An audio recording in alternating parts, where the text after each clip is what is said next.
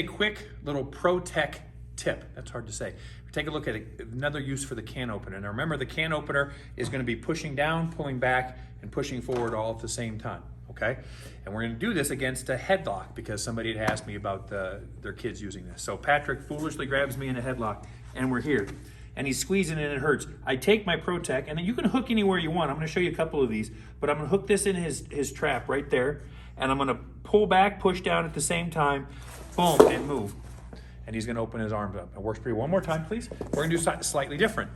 Say for whatever reason, I can't reach that. Stand up, be tall and strong. Yeah, and he's making fun of me. I can now reach here and do the exact same thing, hook and grab, just to make his hands open up, okay?